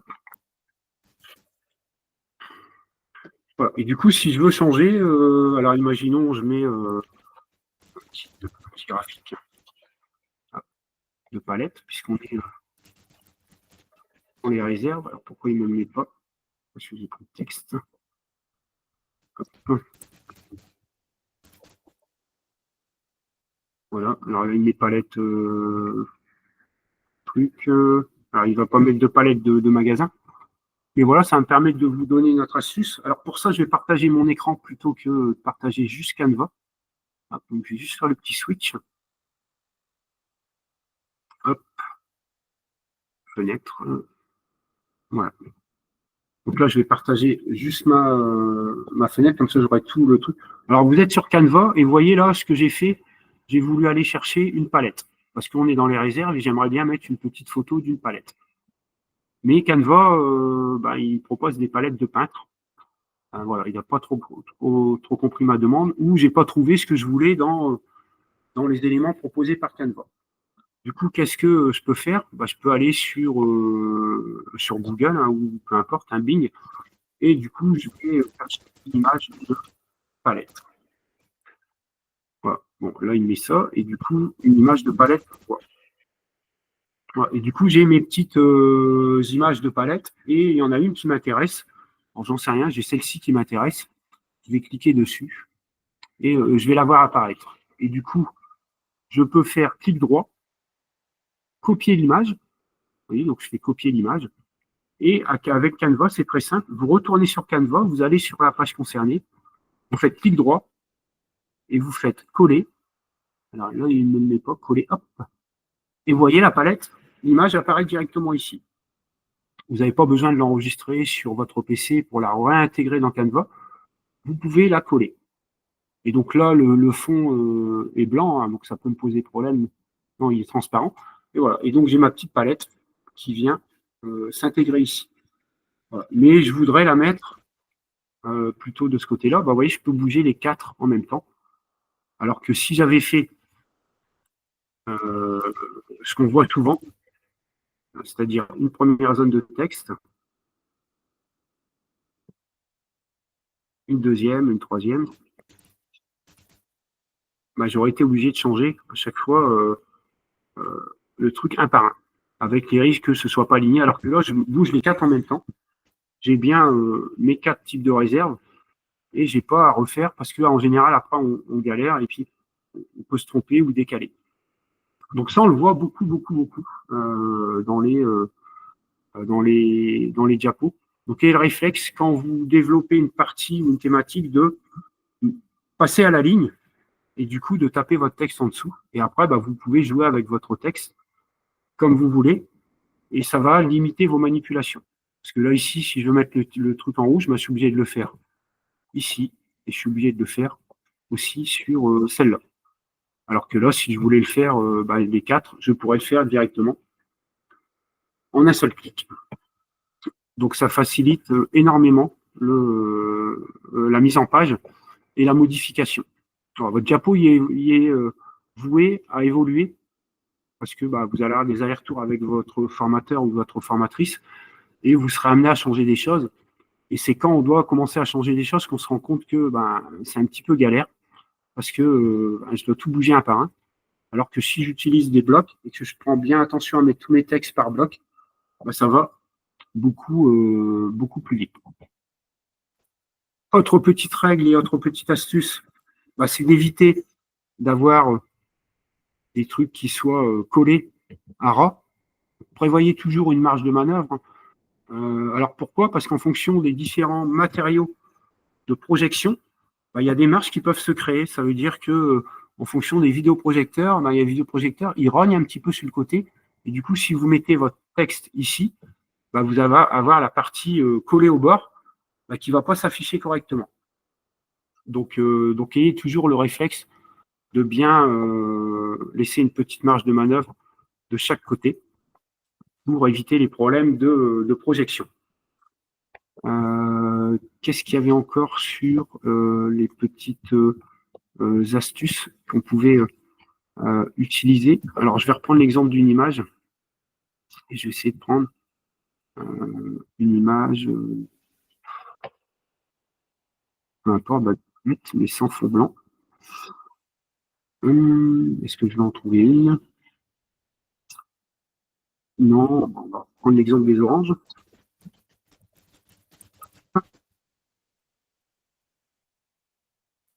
Tac, tac. Bon, c'est juste pour vous schématiser à quoi je vais faire ça. Par exemple, celle-là. Je vais copier cette image-là. Je vais aller sur une autre page et je vais copier. Et imaginons que vous n'avez pas besoin de tout. Vous dites, moi, ça m'intéresse, mais moi, je ne veux pas les 5 petits rectangles en bas. Vous pouvez double-cliquer sur l'image et du coup réadapter et sélectionner ce que vous voulez. Donc là, en l'occurrence, moi, je veux que la partie du haut. Je vais sélectionner que la partie du haut. Et une fois que j'ai fini, je fais terminer. Et du coup, j'ai gardé que la partie du haut. Et après, je peux la retravailler comme je veux. Et je peux sélectionner comme ça tout ou partie d'une image. Parfois, on a une image où tout ne nous intéresse pas et on voudrait ce qu'on appelle la rogner. Donc ça, vous pouvez faire. Et si à un moment, vous dites, tiens, j'aimerais bien, mais j'ai que les feuillages. Alors, je ne sais pas si ça va marcher parce que c'est un peu aléatoire. Mais vous voulez que les feuillages, ça ne vous intéresse pas d'avoir le fond, là, le ciel. Vous pouvez effacer l'arrière-plan. Donc ça, c'est les nouvelles fonctions qui sont apparues. Et du coup, vous n'avez plus que les feuillages. Bon, donc c'est quelques petites astuces que vous pouvez utiliser. Voilà pour cette première masterclass sur le diaporama.